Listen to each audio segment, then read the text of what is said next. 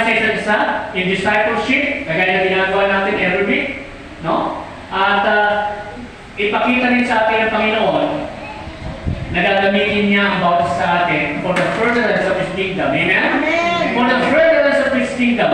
That is our mission, mga kapatid, ha? Wala tayong itong mission, hindi lang para magpuri at magpasamba.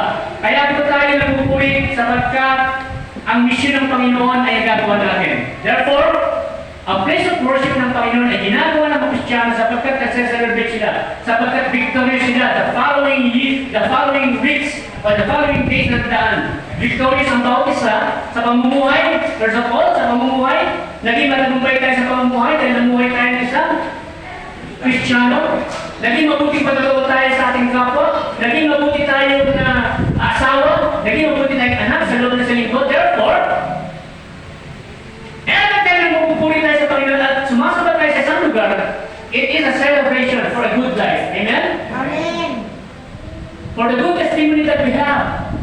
No? Na ipinakita sa mga tao, ipinakita sa ating community, at doon sa pagtugon natin sa mission ng Panginoon sa atin to make disciples, no? Magkaroon ng pag-aaral ng salita ng Diyos, at ako'y nagtagumpay, tayo nagtagumpay sa pakinig sa pag-aaral, natuto tayo. Therefore, when it comes to our gathering, pagdating sa ating pagtitipon, it is a celebration. No? Celebration niya ng kapangyarihan ng Diyos sa buhay po natin. A place for God's presence. Honoring God in a new place like this and understanding our mission as His people. Maunawaan natin ang talagang mission ng church. Bakit ba ako inilagay ng Panginoon sa tao ito? Bakit ba ako iniligtas ng Panginoon? Right? O, di ba? Bakit ba ako iniligtas ng Panginoon? I have something to do. Meron akong gagawin kung bakit ako iniligtas ng Panginoon. And that is to honor my God, to worship my God, to praise my God, wherever I am. Kahit saan lugar ako nandoon. Ay ba, maring na din? Di ba? Tama ba? Kahit saan ka naroon. Ipinapakita mo sa Panginoon, Lord, salamat, iligtas mo ako, at mabubuhay ako ayon sa iyong kalooban. Saan man ako naroon. At kung saan man ako naroon, daladala ko ang kalwalatian ng iyong banal na pangalan. Okay? At magandang hapon lahat sa inyo mga kapatid. At again, napaka-special ng araw nito. Dahil hindi lang ito yung unang linggo ng buwan, first week naman ba? Hindi lang ito yung unang linggo ng July. July ay birth month yan, ha? Kaya, kung magse-celebrate man tayo, dito siguro, no? Magtutumba ako ng baka sa test. Ha? Pero tatayo rin. Tutumba ko lang naman eh. Old joke yun eh, no? Ayan. Bago yung bago yung, iba sa pakiramdam, di ba? Hindi naramdam ako eh. Bago lahat eh, bago yung kuha.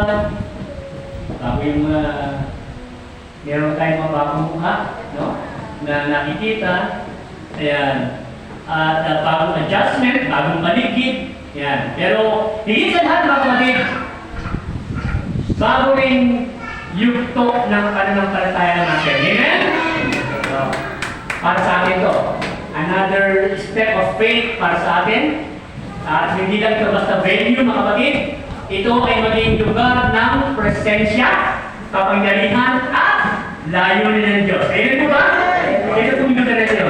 Mangyayari po yan. So, let's go to our verses mga kapatid na pag-aaralan from Samuel chapter 7 verse 22.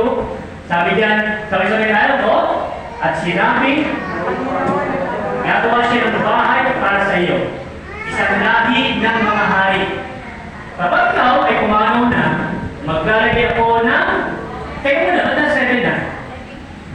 Tama ba? Nasa 1 and 2 muna tayo. Nasa na. Ayan.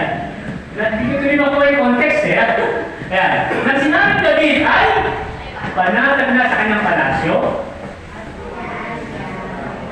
Kapangyarihan, kapangyarihan mula sa kanyang mga kaaway. Tinawag niya si Propeta Nathan. Tingnan mo, sabi ni David, ako'y nakatira sa magandang palasyo. Pero ang kapal ng Diyos ay nakatulad na lamang. Alam niyo ang araw ko na? tolda lang yun. Siya nasa magandang palasyo. Okay? And nung guys Daniel, bumuni ko siya, yun lang. Kailangan, sabi niya sa verse 5, sabi mo kay David, tingnan mo, sabi ni David, ako'y nakatira sa magandang palasyo, pero ang kabal ng Diyos ay nasa tolda lang. Okay? Plano niya gawa ng bahay ang Diyos. Plano niya gawa ng bahay. Etong sabi ng Diyos,